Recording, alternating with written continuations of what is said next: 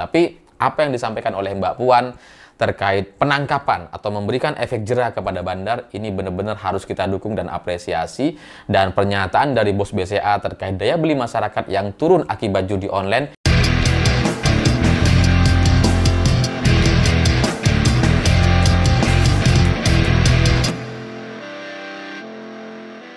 selamat malam semuanya. Setelah inisial T gagal diungkap ke publik dan kemudian Benny Ramdhani nampaknya mundur dari isu ini dan tidak lagi mau membahas soal bos mafia judi online gitu ya.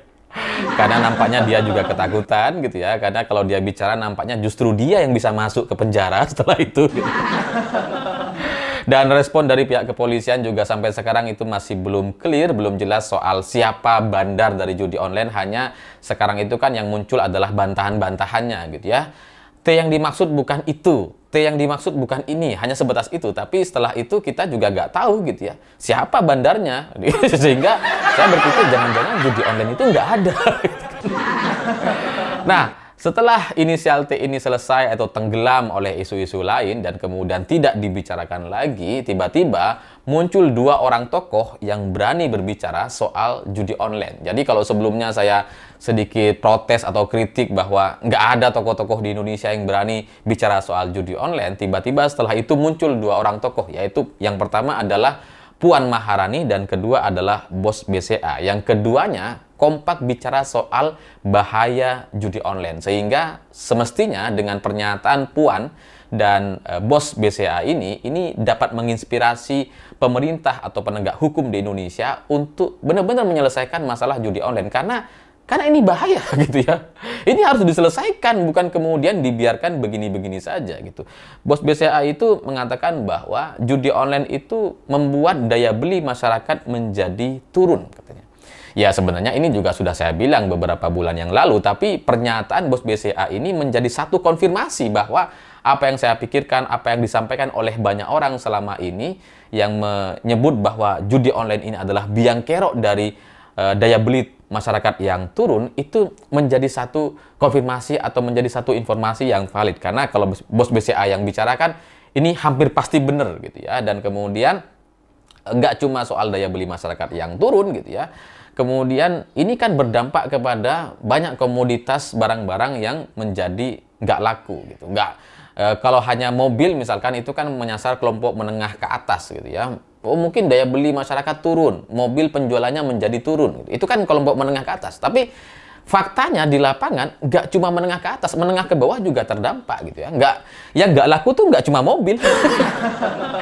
Lele, ikan, udang, jagung itu juga banyak yang kemudian turun permintaannya gitu. Jadi yang melambat, yang turun daya belinya itu nggak hanya kelompok menengah ke atas, tapi juga menengah ke bawah. Dan ini sekali lagi pernah saya sampaikan, dan dengan pernyataan dari Bos BCA ini menjadi satu konfirmasi bahwa sudah menjadi fenomena di masyarakat dan harus segera diselesaikan. Kalau enggak, ya ini akan terus seperti ini dan kita terancam ekonomi Indonesia ini akan semakin buruk setelah itu. Dan pernyataan dari Puan Maharani terkait judi online ini, menurut Mbak Puan, judi online ini sudah mengancam generasi muda. Karena itu perlu penanganan yang komprehensif atau bersama-sama, lintas sektor gitu ya. Misalkan kerjasama dengan platform, kerjasama dengan layanan internet, dan pihak-pihak terkait. Jadi ini nggak bisa sendiri. Semua harus bergerak menyelesaikan masalah ini. Dan Satgas Judi Online juga diminta oleh Mbak Puan untuk bekerja lebih cepat dan optimal untuk memberikan, yang terpenting adalah memberikan efek jera kepada bandar. Nah ini yang paling penting gitu ya. Karena di video sebelumnya saya tanya juga gitu ya. Kalau kalau bandarnya bukan inisial T, lalu siapa? Harus ada dong gitu ya. Masa nggak ada sih? Judi online-nya ada gitu. Masa bandarnya nggak ada? Masa nggak ada yang ditangkap? Nah, ini sekarang muncul dari pernyataan Mbak Puan yang sangat berani sekali, yang meminta ada efek jera kepada bandar agar berhenti. Maksudnya dalam bahasa lain, ya kalau bukan inisial T, tangkep dong bandarnya. Siapa? Ungkap. Dan ini sekali lagi sesuai dengan apa yang saya pikirkan dan apa yang sudah saya sampaikan di video sebelumnya. Jadi kalau ada kolom komentar nanya, kenapa Mas Alif bahas Mbak Puan terus? Ini sesuai. Pernyataan Mbak Puan sesuai dengan apa yang saya pikirkan gitu ya. solusi dan masalahnya itu sesuai gitu. Jadi apa yang saya suarakan juga disuarakan oleh Mbak Puan. Jadi ya inilah yang kemudian membuat saya merasa bahwa apa yang disampaikan oleh Mbak Puan harus saya bahas lagi sebagai bagian dari apresiasi dan harus kita dukung bersama-sama gitu.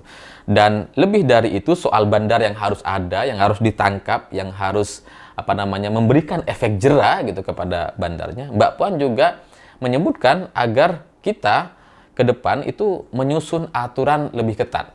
Ini kembali lagi sesuai dengan apa yang saya pikirkan, dan nampaknya pemerintah dengan DPR harus duduk bersama karena masalah judi online atau game online judi online berkedok game online ini sudah menjadi masalah banyak orang, sehingga harus ada penyelesaian, harus ada langkah bersama-sama. Nah, setelah ini gitu ya, kita nggak tahu apakah akan ada aturan-aturan yang bisa dibuat oleh pemerintah dengan DPR, tapi dalam bayangan saya gitu ya, seharusnya ini bisa mengamankan kelompok rentan, kelompok menengah ke bawah dan anak-anak muda gitu. Jadi kalaupun misalkan judi online ini tidak bisa dikendalikan, itu akan ada terus gitu ya, dan kemudian aplikasi itu kan nggak cuma dari Indonesia, dari Singapura, dari Cina, itu kan ya ada di mana-mana, dan kalaupun misalkan kita menghentikan, itu tetap aja ada celahnya gitu, karena ya selama Menkominfo dipegang oleh orang yang tidak paham soal IT, maka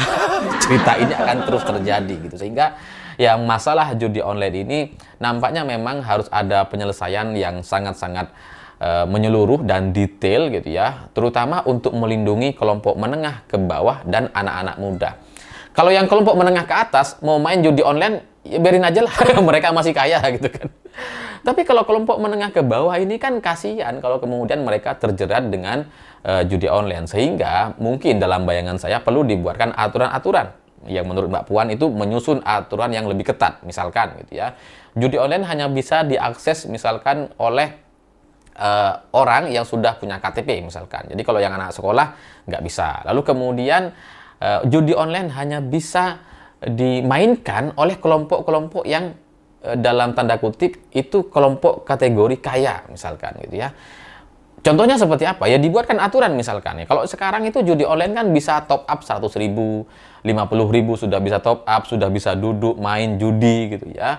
Ya ke depan coba diatur agar minimum DP-nya itu 10 juta misalkan, supaya ini hanya benar-benar kelompok menengah ke atas, atau dinaikkan lagi 100 juta misalkan. Jadi ya itu akan tersaring gitu ya, kelompok menengah ke bawah nggak akan mampu untuk menjangkau itu, nggak akan mampu untuk menyerahkan DP sebesar itu, sehingga mereka akan kesulitan dan nggak bisa main judi online. Itu harapannya yang mungkin dalam bayangan saya untuk menerjemahkan soal menyusun aturan yang lebih ketat di Indonesia. Nah, setelah itu ya terserah gitu ya, terserah DPR dan pemerintah lah membahas soal ini. Ini hanya dalam bayangan saya, tapi apa yang disampaikan oleh Mbak Puan terkait penangkapan atau memberikan efek jera kepada bandar, ini benar-benar harus kita dukung dan apresiasi. Dan pernyataan dari Bos BCA terkait daya beli masyarakat yang turun akibat judi online, ini harus menjadi perhatian pemerintah yang sangat-sangat luar biasa besar seharusnya, karena ya kalau kita mau ekonomi ini bagus, daya beli masyarakat membaik, maka judi online harus diselesaikan. Kita nggak punya pilihan gitu ya, bahwa kemudian judi online ini katanya gitu ya, seperti kata Menkominfo itu ada 4 orang, ya kita sama-sama tahu dan sebagainya, dan nampaknya itu ya adalah tokoh-tokoh yang sulit untuk disentuh ya, karena mungkin terlibat hubungan kerjasama dengan pihak-pihak elit di negara ini gitu ya. Tapi ya kita nggak punya pilihan. Ini benar-benar harus diselesaikan. Dan efek jera yang dimaksud, kalau misalkan bukan 4 orang tokoh itu, ya siapalah yang di bawahnya. Pokoknya ada efek jera, ada satu pembelajaran dan pernyataan dari negara bahwa judi online itu harus kita lawan bersama-sama. Dan kalau misalkan ini tidak bisa diselesaikan, gitu ya, judi online tetap ada, ya solusinya tadi.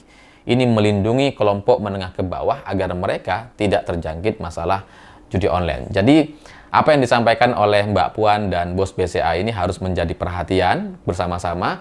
Ya, semoga setelah ini benar-benar bisa diselesaikan oleh pemerintah, oleh DPR, dengan apapun caranya, bekerjasama dengan para penegak hukum yang ada di Indonesia. Kalau misalkan yang selama ini sudah terjadi gitu ya, yang selama ini ada kerjasama, ada backup, backingan dan sebagainya, ya dibuat aja aturan gitu ya. Misalkan seperti tax amnesty ya. Misalkan ini juga judi online amnesty gitu ya. Yang sudah terjadi sebelumnya kita maafkan, dan setelah itu mari kita buat aturan bersama-sama agar ini tidak menjadi masalah yang kemudian merugikan kita semua. Saya pikir itu. Terima kasih sudah menonton.